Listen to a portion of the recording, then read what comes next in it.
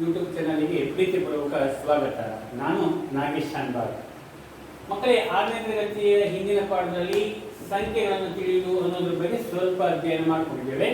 ಇವತ್ತು ಅದರ ಬಗ್ಗೆ ಮುಂದೆ ಹೆಚ್ಚಿಗೆ ತಿಳ್ಕೊಳ್ಳೋಣ. ನಾವೀಗಾಗಲೇ ತಿಳ್ಕೊಂಡಿದ್ದೇವೆ, 2 ಅಂಕಿ ಸಂಖ್ಯೆಯಲ್ಲಿ ಕನಿಷ್ಠ ಸಂಖ್ಯೆ ಹೇಗೆ ಬಂತು, 3 ಅಂಕಿ ಸಂಖ್ಯೆಯಲ್ಲಿ ಹೇಗೆ ಬಂತು ಎಲ್ಲ ಕಲ್ತ್ಕೊಂಡಿದ್ದೇವೆ. ಇವತ್ತು 6 ಅಂಕಿ ಸಂಖ್ಯೆಗೆ ಹೋಗುವ. 5 ಅಂಕಿ ಸಂಖ್ಯೆಯಲ್ಲಿ ದೊಡ್ಡ ಸಂಖ್ಯೆ 99,999 ಇದು ಗೊತ್ತಾಗಿದೆ.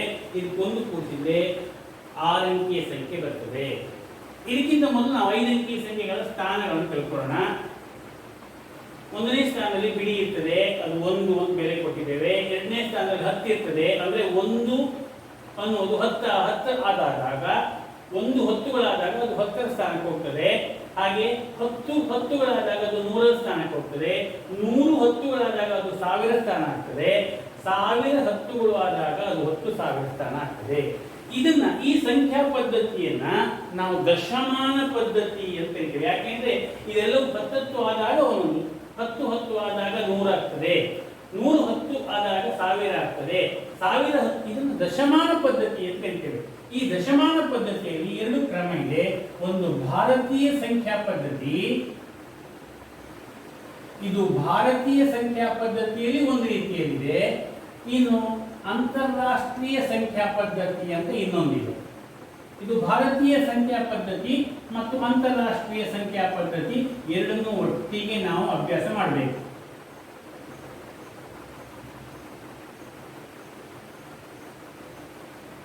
ಅಂತಾರಾಷ್ಟ್ರೀಯ ಸಂಖ್ಯಾ ಪದ್ಧತಿ ಎರಡನ್ನು ಒಟ್ಟಿಗೆ ನಾವು ತಿಳ್ಕೊಳ್ಳೋಣ. ಏನು ವ್ಯತ್ಯಾಸ ಇದೆ, ಈ 2 ಪದ್ಧತಿಯಲ್ಲಿ ಏನು ವ್ಯತ್ಯಾಸ ಇದೆ ಅಂತ ತಿಳ್ಕೊಳ್ಳೋಣ. ನಾವು ಇಲ್ಲಿವರೆಗೆ ನೋಡಿದ್ದೇವೆ, 5ನೇ ಸ್ಥಾನದವರೆಗೆ ಯಾವುದೇ ವ್ಯತ್ಯಾಸ ಬರಲಿಲ್ಲ. ಅಂತಾರಾಷ್ಟ್ರೀಯ ಭಾರತೀಯ ಪದ್ಧತಿಯಲ್ಲಿಯೂ ಕೂಡ 5ನೇ ಸ್ಥಾನ 10,000, ಅಂತಾರಾಷ್ಟ್ರೀಯ ಪದ್ಧತಿಯಲ್ಲಿ ಕೂಡ 5ನೇ ಸ್ಥಾನ 10,000. ಇಲ್ಲಿವರೆಗೆ ಯಾವುದೇ ಪದ್ಧತಿಯಲ್ಲಿ ವ್ಯತ್ಯಾಸ ಬರಲಿಲ್ಲ.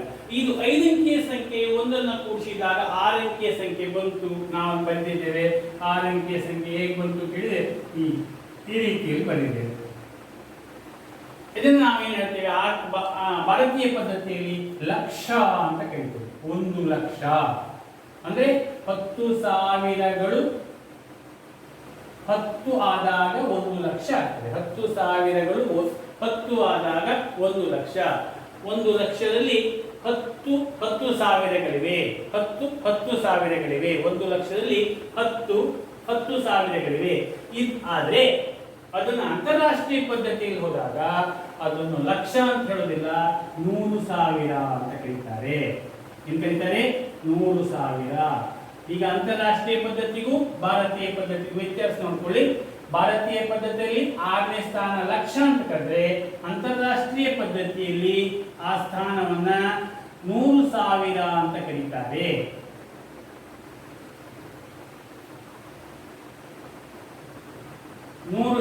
ಅಂತ ಕರೀತಾರೆ. ಈಗ ಈ 6 ಅಂಕಿಗಳ ಸಂಖ್ಯೆಯಲ್ಲಿ ದೊಡ್ಡ ಸಂಖ್ಯೆ 1 2 3 4 5 6 9,99,999ಕ್ಕೆ ಒಂದನ್ನ ಕೂಡಿಸಿದ್ರೆ ನಮಗೆ 7 ಅಂಕಿಯ ಸಂಖ್ಯೆ ಬಂತು. 7 ಅಂಕಿಯ ಸಂಖ್ಯೆ ಹೇಗೆ ಬಂತು?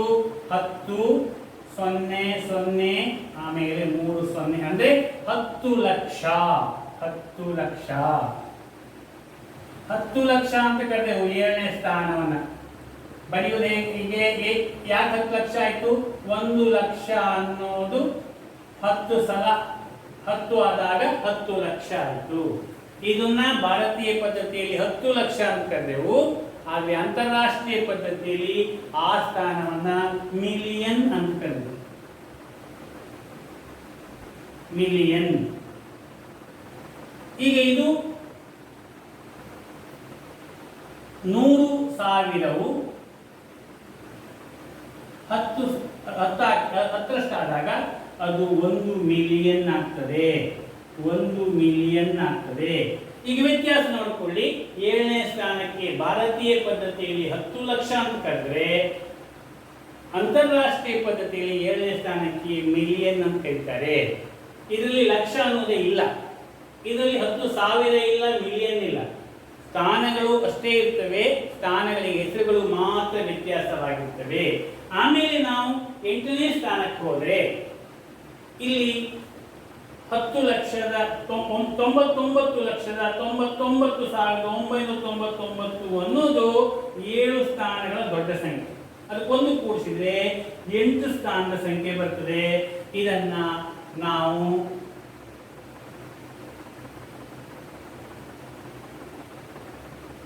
ಸ್ಥಾನದ ಸಂಖ್ಯೆ ಬರ್ತದೆ. ಇದನ್ನ ನಾವು ಕೋಟಿ ಅಂತ ಕರಿತೇವೆ.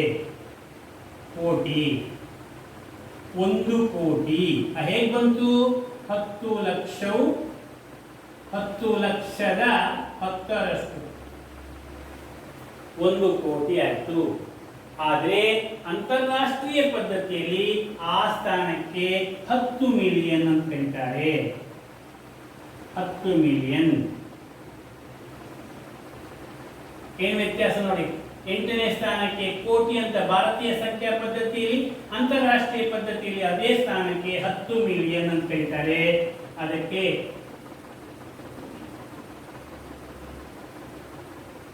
ಇಲ್ಲಿ 1 ಮಿಲಿಯನ್ ಅನ್ನೋದು 10 ಪಟ್ಟಾಯಿತು, 10 ಮಿಲಿಯನ್. ಆಮೇಲೆ 9 ಅಂಕೆಯ 8 ಅಂಕೆಯ ಸಂಖ್ಯೆ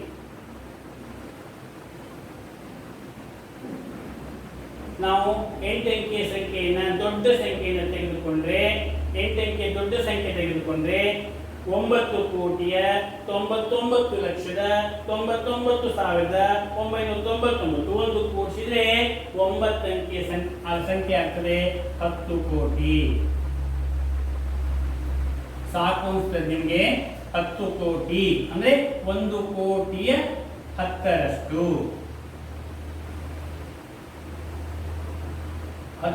10 ಕೋಟಿ.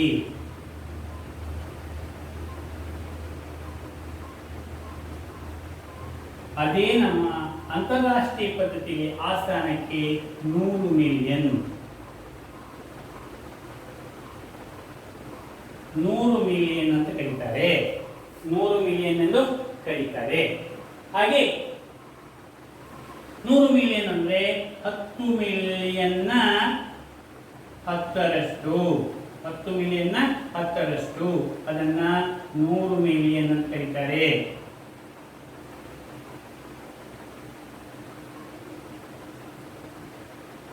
ನಾವು ಇದ್ರೆ ಭಾರತೀಯ ಪದ್ಧತಿಯಲ್ಲಿ ಮುಂದೋದ್ರೆ 100 ಕೋಟಿ ಅಂತ ಓದ್ತೇವೆ, 1000 ಕೋಟಿ ಅಂತ ಓದ್ತೇವೆ. ಆದರೆ ಅಂತಾರಾಷ್ಟ್ರೀಯ ಪದ್ಧತಿಯಲ್ಲಿ ಈ ಸ್ಥಾನಕ್ಕೆ ಬಿಲಿಯನ್ ಅಂತ ಕರೀತಾರೆ.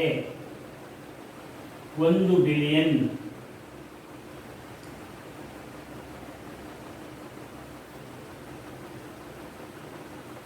ಹತ್ತು ಬಿಲಿಯನ್.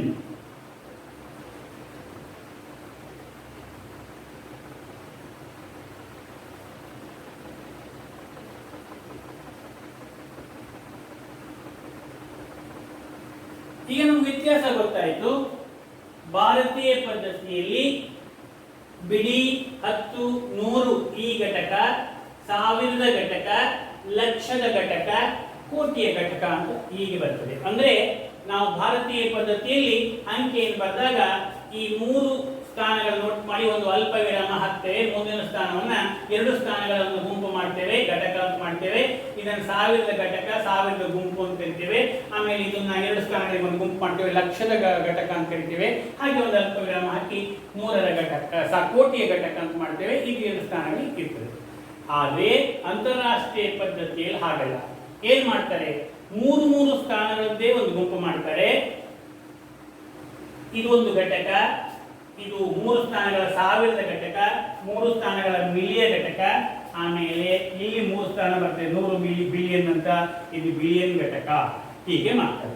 ನಾವಿಲ್ಲಿ ಪ್ರತಿ ಸಂಖ್ಯೆಗೆ ದೊಡ್ಡ ಸಂಖ್ಯೆ ಯಾವುದು ಗೊತ್ತಾಗಬೇಕಾದ್ರೆ ಹಿಂದಿನ ಸ್ಥಾನದ ದೊಡ್ಡ ಸಂಖ್ಯೆಗೆ ಮುಂದಿನ ಸಂಖ್ಯೆಯ ಸ್ಥಾನ ಒಂದನ್ನು ಕೂಡಿಸಿದ್ರೆ ಮುಂದಿನ ಸ್ಥಾನದ ಚಿಕ್ಕ ಸಂಖ್ಯೆ ಬರ್ತದೆ. ಇದನ್ನೆಲ್ಲ ನಾವು ತಿಳ್ಕೊಂಡಿದ್ದೇವೆ. ಆದರೆ ಹಿಂದಿನ ಸ್ಥಾನ ತಿಳ್ಕೊಳ್ಬೇಕಾದ್ರೆ ನಾವು ಹಾಗೆ ತಿಳ್ಕೊಳ್ಬೇಕಾಗುತ್ತೆ. ಇನ್ನು ಸ್ವಲ್ಪ ವ್ಯತ್ಯಾಸ ತಿಳ್ಕೊಂಡೆ. ಈಗ 100 ಅಂತ ಹೇಳ್ತೇವೆ. 100ರಲ್ಲಿ ಏನಿದೆ ಕೇಳಿದ್ರೆ ಒಂದು 100 ಅಂತ ಹೇಳಿದ್ರೆ 10 ಹತ್ತಿದೆ. ಹಾಗೆ 1000ದಲ್ಲಿ 100 ಹತ್ತಿದೆ ಅಥವಾ 10 100 ಇದೆ. ಹೇಗೂ ಹೇಳ್ಬೋದು, 100 ಹತ್ತಿದೆ, 10 100 ಇದೆ. 10,000ದಲ್ಲಿ 1000 ಹತ್ತಿದೆ ಅಂದ್ರೆ 10 1,000 ಇದೆ. ಇದನ್ನು ನಾವು ಹೀಗೆ ತಿಳ್ಕೊಳ್ತಾ ಹೋಗ್ಬೇಕಾಗತ್ತೆ ಈ ಸ್ಥಾನಗಳ ಬೆಲೆಗಳು. ಇನ್ನು ಸ್ವಲ್ಪ ನಾವು ತಿಳ್ಕೊಳ್ಳಿಕ್ಕೆ ಹೋದ್ರೆ ಏನ್ ಕೇಳಿದ್ರೆ, ಒಂದು ಅಂಕೆ ಬರೀತೇನೆ, 9 ಅಂಕೆ ಒಂದು ಸಂಖ್ಯೆ ಬರೀತೇನೆ ನೋಡಿ.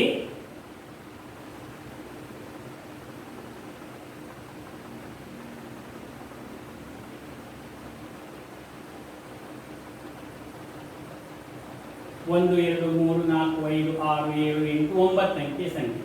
2 ಸಲ ಬರೀತೀನಿ ಅದೇ ಸಂಖ್ಯೆಯನ್ನ. ನಾವು 2 ಪದ್ಧತಿಯಲ್ಲಿ ಓದೋಣ, ಏನು ವ್ಯತ್ಯಾಸ ಆಗ್ತದೆ, ಹೇಗೆ ಅಲ್ಪ ವಿರಾಮ ಹಾಕಬೇಕು 2 ಸಲ ತಿಳ್ಕೊಳ್ಳೋಣ. ಯಾಕೆಂದ್ರೆ ಇದು ಭಾರತೀಯ ಪದ್ಧತಿ. ನಾವು ಭಾರತೀಯ ಪದ್ಧತಿಯಲ್ಲಿ ನಾನು ಈಗಲೇ ಹೇಳಿದ್ದೇನೆ, ಮೊದಲು ಈ 3 ಸ್ಥಾನಗಳ ಒಂದು ಗುಂಪು ಘಟಕ, ಆಮೇಲೆ 2 ಸ್ಥಾನಗಳ ಒಂದು ಗುಂಪು 1000ದ ಘಟಕ, ಆಮೇಲೆ ಲಕ್ಷದ ಘಟಕ, ಕೋಟಿಯ ಘಟಕ, ಅಥವಾ 1000ದ ಗುಂಪು, ಲಕ್ಷದ ಗುಂಪು, ಕೋಟಿಯ ಗುಂಪು. ನಾವು ಇನ್ನೂ ಸ್ವಲ್ಪ ಸುಲಭವಾಗಿ ತಿಳ್ಕೊಳ್ತಿದ್ರೆ, ಮೊದಲು 3 ಸ್ಥಾನಗಳಾದ್ಮೇಲೆ ಅಲ್ಪ ವಿರಾಮ, ಆಮೇಲೆ ಎಲ್ಲವೂ ಕೂಡ 2 ಸ್ಥಾನಗಳಾದ್ಮೇಲೆ ಅಲ್ಪ ವಿರಾಮವನ್ನು ಹಾಕ್ತೇವೆ. ಇಲ್ಲಿ ಹಾಗಲ್ಲ, ಅಂತಾರಾಷ್ಟ್ರೀಯ ಪದ್ಧತಿಯಲ್ಲಿ ಹಾಗಲ್ಲ. ಅದನ್ನ ಇಲ್ಲಿ 3 ಸ್ಥಾನಗಳು ಹೇಗೆ ನಾವು ಗುಂಪನ್ನು ಮಾಡ್ತೇವೆ, 1000ಕ್ಕೂ 3 ಸ್ಥಾನಗಳ ಗುಂಪು, ಲಕ್ಷಕ್ಕೂ 5 ಮಿಲಿಯನ್ಗೂ 3 ಸ್ಥಾನಗಳ ಗುಂಪು. ಇಲ್ಲಿ ಲಕ್ಷ ಇಲ್ಲ, ಮಿಲಿಯನ್ ಇನ್ನೂ ಬಂದ್ರೆ ಅದನ್ನ ಬಿಲಿಯನ್ ಅಂತ ಓದ್ತೇವೆ. ಈಗ ಅದನ್ನ ಮತ್ತೆ ಓದೋಣ. ಇದನ್ನು ಓದೋದು ಹೇಗೆ, ಓದಿ ಪದಗಳಲ್ಲಿ ಬರೆಯೋದು ಹೇಗೆ ನೋಡ್ಕೊಳ್ಳಿ. 80,000 ಇದು ಬಿಡಿಗಳ ಗುಂಪು, 67 45 ಸಾವಿರಗಳು, 63 ಲಕ್ಷಗಳು, 89 ಕೋಟಿಗಳು. 89 ಕೋಟಿಯ 63 ಲಕ್ಷದ 45 ಸಾವಿರದ 67. ಹೇಗೆ ಓದಿದ್ದೀರಿ ನೀವು, ಹಾಗೆ ಪದಗಳಲ್ಲಿ ಬರೆಯುವುದು. 87 ಲಕ್ಷ, 89 ಲಕ್ಷದ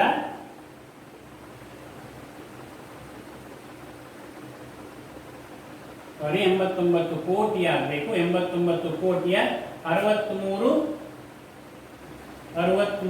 ಲಕ್ಷದ 45 ಸಾವಿರದ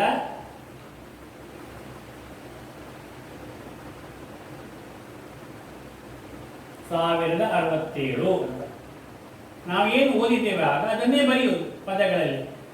ಆದರೆ ಇದನ್ನು ಓದುವುದು ಹೇಗೆ ನೋಡ್ಕೊಳ್ಳಿ. ಇದು ಬಿಡಿಗಳ ಗುಂಪು 67, ಇದು 345 ಸಾವಿರದ ಗುಂಪು, ಇದು ಮಿಲಿಯನ್ ಗುಂಪು. 896 ಮಿಲಿಯನ್ 345 ಸಾವಿರದ 67. ನಾನು ಹೇಗೆ ಓದಿದ್ದೇನೆ ಈಗ ಹಾಗೆ ಪದಗಳಲ್ಲಿ ಬರೆಯುವುದು. ನಿಮ್ಮ ಪದಗಳಲ್ಲಿ ನಾವು ಓದಿದ ಹೇಳಿದಾಗೆ ಬರೆಯಲಿಕ್ಕೆ ಬರ್ತದಲ್ಲ. 896 ಮಿಲಿಯನ್ 345 ಸಾವಿರದ 67. ಅದನ್ನೇ ನಾವು ಇನ್ನೂ ಒಂದು ಸ್ಥಾನ ಜಾಸ್ತಿ ಇದ್ರೆ ಒಂದು ಅಂಕೆ ತೋರಿಸ್ತೇನೆ. 4 3 2 5 9 0 7 6 1 2 3 4 5 6 7 8 ಅಂಕೆ ಆಯಿತು. 10 ಅಂಕೆ ಮಾಡೋಣ. 3 5. ಇದನ್ನ ಮೊದಲು ನಮ್ಮ ಭಾರತೀಯ ಪದ್ಧತಿಗೆ ಹಾಕೋಣ. ಇದು 3 ಸ್ಥಾನಗಳಿಗೆ ಒಂದು ಗುಂಪು, ಇದು 2 ಸ್ಥಾನಗಳಿಗೆ ಒಂದು ಗುಂಪು, ಇದು 2 ಸ್ಥಾನಗಳಿಗೆ ಒಂದು ಗುಂಪು. ಆಮೇಲೆ ನಮಗೆ ಕೋಟಿ 2 ಸ್ಥಾನ ಹಾಕಬೇಕಿತ್ತು, ನಮ್ಮ ಮುಂದಿನ ಸ್ಥಾನ ಗೊತ್ತಿಲ್ಲ, ಅದನ್ನು ನಾವು ಇದನ್ನು ಹೇಳ್ತೇವೆ. ಇದು ಬಿಡಿಗಳು, ಇದು 1000, ಇದು ಲಕ್ಷ. 432 ಕೋಟಿಯ 59 ಲಕ್ಷದ 7,635 ಅಂತ ಓದ್ತೇವೆ. ಹಾಗೆ ಪದಗಳಲ್ಲಿ ಬರಿತೇವೆ. ಆಮೇಲೆ ಇದನ್ನು ಅಂತಾರಾಷ್ಟ್ರೀಯ ಪದ್ಧತಿಗೆ ಹೋದ್ರೆ ಏನು ವ್ಯತ್ಯಾಸ ಆಗ್ತದೆ ನೋಡಿ. ಇದು ಓದಲಿಕ್ಕೆ ಪ್ರತಿಯೊಂದಕ್ಕೂ ಬೇರೆ ಬೇರೆ ಸ್ಥಾನ ಇದೆ. 3 ಪದಗಳಿಗೆ ಒಂದು ಗುಂಪು, 3 ಸ್ಥಾನಗಳಿಗೆ ಒಂದು ಗುಂಪು, 3 ಸ್ಥಾನಗಳಿಗೆ ಒಂದು ಗುಂಪು. 4 ಬಿಲಿಯನ್ 4 ಬಿಲಿಯನ್ 325 ಮಿಲಿಯನ್ 907,635. ಹೀಗೆ ನಾವು ಇದನ್ನ ಪದಗಳಲ್ಲಿ ಬರೀಲಿಕ್ಕೆ ಅಭ್ಯಾಸ ಮಾಡಬೇಕು. ಮಕ್ಕಳ ಈಗಾಗಲೇ ಸ್ಥಾನಗಳ ಬೆಲೆಗಳ ಬಗ್ಗೆ ತಿಳ್ಕೊಂಡಿದ್ದೇವೆ. ಅಂತಾರಾಷ್ಟ್ರೀಯ ಪದ್ಧತಿ, ಭಾರತೀಯ ಪದ್ಧತಿ ಅಂತೆಲ್ಲ ತಿಳ್ಕೊಂಡಿದ್ದೇವೆ. ಈಗ ಅಭ್ಯಾಸ 1.1 ನಾವು ಮಾಡಲಿಕ್ಕೆ ಪ್ರಯತ್ನ ಮಾಡೋಣ. ಅಭ್ಯಾಸ 1.1ನಲ್ಲಿ ಕೆಲವು ಲೆಕ್ಕಗಳನ್ನು ಮತ್ತೆಲ್ಲವೂ ನೀವು ಮನೆ ಲೆಕ್ಕವಾಗಿ ಎಲ್ಲವನ್ನು ಮಾಡಬೇಕು. ಅದು ಗೃಹ ಪಾಠ. ನಿಮಗೆ ನಾನೇನು ಪಾಠ ಮಾಡಿದ್ದೇನೆ ಅದಾದ ಮೇಲೆ ಅದನ್ನೆಲ್ಲವನ್ನು ನೀವು ಮಾಡಿ ಅಭ್ಯಾಸ ಮಾಡಬೇಕು. ಸ್ಥಾನಗಳ ಹೆಸರನ್ನು ಅದನ್ನು ಕಲ್ತ್ಕೊಳ್ಬೇಕು. ನೀವು ಯಾಕಂದ್ರೆ ಕೇವಲ ನೋಡಿ ಓದ್ಲಿಕ್ಕೆ ಕಲ್ತ್ರೆ ಸಾಕಾಗೋದಿಲ್ಲ. ಎಲ್ಲ ಸ್ಥಾನಗಳನ್ನ ಹೆಸರನ್ನ ನಾವು ನೋಡದೆ ಹೇಳಲಿಕ್ಕೆ, ಕಾಣದೆ ಹೇಳಲಿಕ್ಕೆ ಕಲಿಬೇಕು. ಬಿಡಿ 10, 100, 1000, 10,000, ಲಕ್ಷ, 10 ಲಕ್ಷ, ಕೋಟಿ, 10 ಕೋಟಿ ಅಂತ ಭಾರತೀಯ ಪದ್ಧತಿಯಲ್ಲಿ ಬಿಡಿ 10, 100, 1000, 10,000, 100,000, million, 10 million, 100 million, billion, 10 billion, 100 billion ಅಂತ ಅಂತಾರಾಷ್ಟ್ರೀಯ ಪದ್ಧತಿಯಲ್ಲಿ ಹೀಗೆ ನಾವು ಆ ಸ್ಥಾನಗಳನ್ನ ಕಾಣದೆ ಹೇಳಲಿಕ್ಕೂ ಕೂಡ ಕಲ್ತ್ಕೊಂಡ್ರೆ ನಮಗೆ ಅದು ಬೇಗನೆ ಮನದಟ್ಟಾಗಿ ನಮ್ಮ ಮನಸ್ಸಿನಲ್ಲಿ ಉಳಿತದೆ. ಈ ಪ್ರಶ್ನೆಗಳಿಗೆಲ್ಲ ಉತ್ತರ ಕೊಡ್ಲಿಕ್ಕೆ ಸುಲಭ ಆಗ್ತದೆ. ಈಗ 1 ಲಕ್ಷ ಅಂತಿದೆ. 1 ಲಕ್ಷ ಅಂದ್ರೆ ಡ್ಯಾಶ್ 10,000 ಅಂತ ಒಂದು ಪ್ರಶ್ನೆ ಇದೆ. 1 ಲಕ್ಷ ಅಂದ್ರೆ ನೋಡಿ 10,000 ಹತ್ತಿದೆ. 10,000 ಅಂತ ನಾವು ಬರೀತೇವೆ. 10,000. 1 ಮಿಲಿಯನ್ ಅಂತಿದೆ. ಡ್ಯಾಶ್ 10,000 ಅಂತಿದೆ. 1 ಮಿಲಿಯನ್. 1 ಮಿಲಿಯನ್ ಅಂದಾಗ 100 10,000. 100 10,000. 100 10,000. ಹಾಗೆ 1 ಕೋಟಿ ಅಂದ್ರೆ ನೋಡ್ಕೊಳ್ಳಿ. 1 ಕೋಟಿ ಅಂದ್ರೆ 10 ಲಕ್ಷಗಳು. 10 ಲಕ್ಷಗಳು. ಹಾಗಾದ್ರೆ ಕೋಟಿಗೆ ನೋಡಿ, 1 ಕೋಟಿ ಅಂದ್ರೆ 10 ಮಿಲಿಯನ್. 1 ಕೋಟಿ ಅಂದ್ರೆ 8ನೇ ಸ್ಥಾನಕ್ಕೆ ನೋಡಿ. 1 ಕೋಟಿ ಅಂದ್ರೂ ಸಮ, ಅಂತಾರಾಷ್ಟ್ರೀಯ ಪದ್ಧತಿಯಲ್ಲಿ 10 ಮಿಲಿಯನ್ ಅಂದ್ರೂ ಸಮ. ಅದರಿಂದ 1 ಕೋಟಿ ಅಂದ್ರೆ 10 ಮಿಲಿಯನ್. ಹೀಗೆ ನಾವು ಸ್ಥಾನಗಳನ್ನ ಅಭ್ಯಾಸ ಮಾಡಿಕೊಂಡು ತುಂಬಿಸಲಿಕ್ಕೆ ಕಲ್ತ್ಕೊಂಡ್ರೆ ನಮಗೆ ಪರೀಕ್ಷೆಯಲ್ಲಿ ಉತ್ತರಿಸಲಿಕ್ಕೆ ಸುಲಭ ಆಗ್ತದೆ. ಇನ್ನು ಅಲ್ಪ ವಿರಾಮ ಹಾಕೊಳ್ಳೋದು, ಸಂಖ್ಯೆಯಲ್ಲಿ ಬರೆಯುವುದು ಇದನ್ನೆಲ್ಲ ಕಲ್ತ್ಕೊಂಡಿದ್ದೇವೆ. ನಾನೀಗ ಒಂದು ಪದಗಳಲ್ಲಿರುವ ಸಂಖ್ಯೆಯನ್ನು ನೋಡಿಕೊಂಡು ಅದಕ್ಕೊಂದು ಅಲ್ಪ ವಿರಾಮ ಹಾಕಲಿಕ್ಕೆ ಕಲ್ತ್ಕೊಳ್ಳೋಣ. 9 ಕೋಟಿ 5 ಲಕ್ಷದ 41,041 ಅಂತಿದೆ. ನಮ್ಗೆ ಏನು ಗೊತ್ತಿರಬೇಕು ಕೇಳಿದ್ರೆ, ಫಸ್ಟ್ ಕೊಟ್ಟಿರುವುದು ಕೋಟಿ. ಕೋಟಿ ಆದ್ಮೇಲೆ ಲಕ್ಷದ ಗುಂಪು ಬರ್ತದೆ ಅಂತ ಕಲ್ಪನೆ ಇರಬೇಕು. ಲಕ್ಷದ ಗುಂಪು ಆದ್ಮೇಲೆ 1000ದ ಗುಂಪು ಬರ್ತದೆ. ಆಮೇಲೆ ಇವುಗಳು 100 10 ಬಿಡಿಗಳು ಬರ್ತವೆ ಅಂತ ತಿಳ್ಕೊಂಡಿರ್ಬೇಕು. ಅದು ಗೊತ್ತಿದ್ರೆ ನಾವು ಉತ್ತರ ಕೊಡ್ಲಿಕ್ಕೆ ಸುಲಭ ಆಗ್ತದೆ. 9 ಕೋಟಿ ಮೊದಲು ಬರೆಯೋಣ. 9 ಕೋಟಿ ಅಂತ ತಿಳ್ಕೊಳ್ಳೋಣ. ಆಯ್ತಲ್ಲಿ ಅದು ಹಿಂದೇನು ಬರಬೇಕು? ಲಕ್ಷ ಬರಬೇಕು. ಲಕ್ಷದಲ್ಲಿ ಎಷ್ಟು ಸ್ಥಾನ? ಲಕ್ಷದ ಗುಂಪಲ್ಲಿ ಎಷ್ಟು ಸ್ಥಾನಗಳಿರ್ತವೆ? 2 ಇರ್ತವೆ. 10 ಲಕ್ಷ ಮತ್ತೆ ಲಕ್ಷ. 2 ಸ್ಥಾನಗಳಿವೆ, 2 ಅಂಕೆಗಳು ಬರ್ತವೆ ಲಕ್ಷ ಸ್ಥಾನದಲ್ಲಿ. ಆದರೆ 5 ಲಕ್ಷ ಅಂತ ಒಂದೇ ಸಂಖ್ಯೆ ಇರೋದ್ರಿಂದ ಅದರಲ್ಲಿ 10 ಲಕ್ಷವನ್ನು 5 ಬರೆಯುವಾಗ 10 ಲಕ್ಷ ಸ್ಥಾನಕ್ಕೆ 0ನ ಸುತ್ತಿ 5ಅನ್ನು ಬರಿಬೇಕು. 5 ಲಕ್ಷ ಅಂತ ಆಯ್ತು. ಅಲ್ಲಿ ಹಿಂದೆ ಯಾವ್ದು ಬರಬೇಕು? 1000ದ ಗುಂಪು ಬರಬೇಕು. 1000ದ ಗುಂಪಲ್ಲಿ ಕೂಡ 2 ಸಂಖ್ಯೆಗಳು ಬರ್ತವೆ. ಆ 2 ಸಂಖ್ಯೆಯಲ್ಲಿ ಬರುವಾಗ ಇಲ್ಲಿ ಇಲ್ಲ 1000 ಇಲ್ಲಲ್ಲ, ಅದು ಬಿಟ್ಬಿಡೋದೆ. ಆ ಸ್ಥಾನಗಳಿಲ್ಲದಿದೆ, ಅಲ್ಲಿ ಅಂಕಿ ಇಲ್ಲದಿದ್ರು ಕೂಡ ಆ ಸ್ಥಾನಗಳಿಗೆ ನಾವು 0ನ ಸುತ್ತಬೇಕು. 0ನ ಸುತ್ತಿದ ಮೇಲೆ ಆಮೇಲೆ 100 10 ಬಿಡಿ ಅನ್ನೋ 3 ಸ್ಥಾನ ಬರ್ತದೆ. ಇಲ್ಲಿ ಮಾತ್ರ 41 ಅಂತ 2 ಸ್ಥಾನ ಕೊಟ್ಟಿದ್ದಾರೆ. ಯಾವುದಿಲ್ಲ, 100 ಇಲ್ಲ. 100 0 ಸುತ್ತಿ 41 ಬರಿ. ಈಗ ಓದಿ ನೋಡಿ. ಇಲ್ಲಿ ಹೇಳಿದ ಹಾಗೆ 9 ಕೋಟಿಯ 5 ಲಕ್ಷದ 41. ಹೀಗೆ ನಾವು, ಇದು ಭಾರತೀಯ ಪದ್ಧತಿ. ಇದೇ ರೀತಿಯಲ್ಲಿ ನಾವು ಸ್ಥಾನಗಳ ಗುಂಪನ್ನು ತಿಳ್ಕೊಳ್ಬೇಕು. ಆಮೇಲೆ ಅದನ್ನು ಬರೆಯಕ್ಕೆ ಅಭ್ಯಾಸ ಮಾಡಬೇಕು. ಇನ್ನೊಂದು ನೋಡಿ, ಇದು ಅಂತಾರಾಷ್ಟ್ರೀಯ ಪದ್ಧತಿ. 58 ಮಿಲಿಯನ್ ಅಂತಿದೆ. ಬರೆಯೋಣ. 58 ಮಿಲಿಯನ್ ಆರಂಭದಲ್ಲಿ ಬರೆದು ಬಿಡೋಣ. ಮಿಲಿಯನ್ ಆದ್ಮೇಲೆ ಇಲ್ಲಿಗೆ ಮಿಲಿಯನ್ ಮುಗಿ. ಇಲ್ಲಿ 3 ಸ್ಥಾನ ಬರ್ತದಲ್ಲ, ಇದು 1000ದ ಘಟಕ, 1000ದ ಗುಂಪು. ಇದರಲ್ಲಿ 3 ಸ್ಥಾನ ಬರಬೇಕು. ಇಲ್ಲಿ 423,000. 423 ಬರುವಾಗ 3 ಸ್ಥಾನ ಬರ್ತದೆ. 423,000 ಆಮೇಲೆ ಏನ್ ಬರ್ತದೆ? ಪುನಃ 100 10 ಬಿಡಿ ಬರ್ತದೆ. 3 ಸ್ಥಾನ ಬರಬೇಕು. 202 ಅಂತಿದೆ. 202. ಈಗ ನೋಡಿ, 58 ಮಿಲಿಯನ್ 423,202. ಹೀಗೆ ನಾವು ಪ್ರತಿಯೊಂದು ಪದಗಳಲ್ಲಿರುವ ಸಂಖ್ಯೆಯನ್ನು ಸಂಖ್ಯಾ ರೂಪಕ್ಕೆ ಪರಿವರ್ತನೆ ಮಾಡಲಿಕ್ಕೆ ಸಾಧ್ಯತೆ ಇದೆ. ನಿಮ್ಮ ಅಭ್ಯಾಸದಲ್ಲಿ ಇನ್ನೂ 4 ಲೆಕ್ಕ ಇದೆ. ನೀವು ಅದನ್ನು ಮಾಡಲಿಕ್ಕೆ ಪ್ರಯತ್ನ ಮಾಡಿ. ಆಗದೇ ಇದರಲ್ಲಿ ಕಮೆಂಟ್ಸ್ ಮಾಡಿ. ಮುಂದಿನದರಿಂದ ತಿಳಿಸಲಾಗ್ತದೆ. ಈಗ ನಾವು ಸ್ವಲ್ಪ ಅಲ್ಪ ವಿರಾಮ ಹಾಕಿ ಪದಗಳಲ್ಲಿ ಬರೀಲಿಕ್ಕೆ ಹೋಗೋಣ. ಇದು ಭಾರತೀಯ ಪದ್ಧತಿಯಲ್ಲಿ ಬರೀರಿ ಅಂತ ಹೇಳ್ತಾರೆ. ಈಗ ಭಾರತೀಯ ಪದ್ಧತಿಯಲ್ಲಿ ಬರೆಯುವುದಾದ್ರೆ ಏನ್ ಮಾಡಬೇಕು? ನಾವು ಇದಕ್ಕೆ ನಮ್ಗೆ ಗೊತ್ತಿದೆ, ಬಿಡಿ 10 100 ಅಂತ ಒಂದು ಅಲ್ಪ ವಿರಾಮ ಹಾಕಬೇಕು. ಆಮೇಲೆ 1000 ಗುಂಪಿಗೆ 2 ಅಲ್ಪ ವಿರಾಮ ಹಾಕಬೇಕು, 2 ಸ್ಥಾನ ಬಿಟ್ಟು. ಲಕ್ಷದ ಗುಂಪಿಗೆ 2 ಸ್ಥಾನ ಬಿಟ್ಟು ಅಲ್ಪ ವಿರಾಮ ಹಾಕಬೇಕು.